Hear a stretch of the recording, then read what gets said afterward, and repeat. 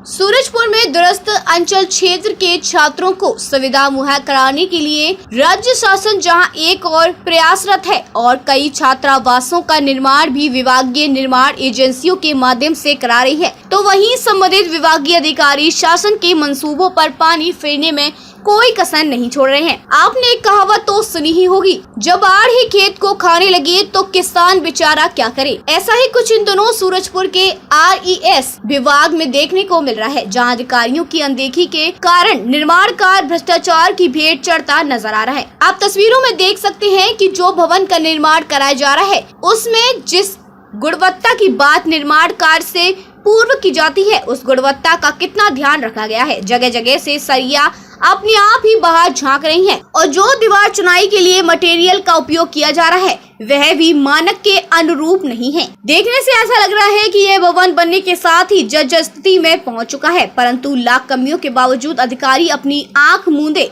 ठेकेदार के मनमर्जी अनुसार काम को होने दे रहे हैं। बता दें कि सूरजपुर के दूरस्थ क्षेत्र छतरंग में बन रहे छात्रावास को RES विभाग के आला तकनीकी अधिकारियों की देखरेख में ठेकेदार द्वारा करोड़ों की लागत से निर्माण कार्य कराया जा रहा है, जिसमें विभागीय अनदेखी के कारण तय मानकों का ध्यान नहीं रखा जा रहा है। वहीं मीडिया द्वारा विभागीय अधिकारी से जब इस संबंध में जानकारी चाही गई तो संबंधित विभागीय अधिकारी जानकारी न होने की बात कहकर अपना पल्ला झाड़ते नजर आए। वहीं दूसरी ओर नवनियुक्त कलेक्टर संजय अग्रवाल ने समीक्षा कराकर निर्माण कार्य में सुधार कराने की बात कही। तमाम दावों के बीच सबसे बड़ा सवाल यह है कि गुणवत्ता को दरकिनार कर जो भवन देश के भविष्य गढ़ने वाले बच्चों को आश्रय देने के लिए बनाया जा रहा है, वह छात्रावास क्या इसके नीचे रहकर भविष्य गढ़ने का सपना संजोए नौनिहालों के लिए क्या सुरक्षित होगा। बहरहाल अब देखने वाली बात यह होगी कि जिला कलेक्टर के संज्ञान लेने के बाद क्या कार्यवाही सामने आती है। देखिए, छतरंग जो क्षेत्र है चांदनी बिहारपुर उड़गी मंडल का बहुत ही दूरस्थ अंचल क्षेत्र है।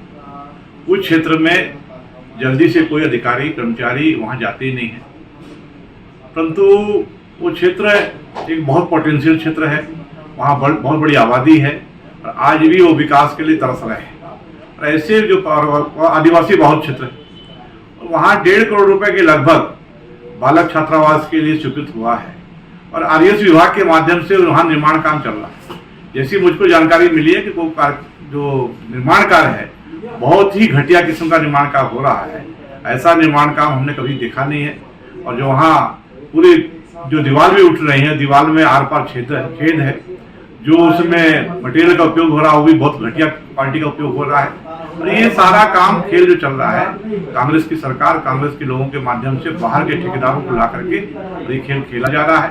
इसमें बहुत लंबा लेन देन हुआ है, इसमें अधिकारियों का भी मामला है, उसमें वहाँ के जो नेता है उनका भी मामला है। उस क्षेत्र के विधायक जी को ध्यान देना चाहिए बात को कि इस प्रकार जो बिल्डिंग बन रही है, इसी तरह ठाड़ पात्र बिहारपुर में भी कई बिल्डिंग बनी है।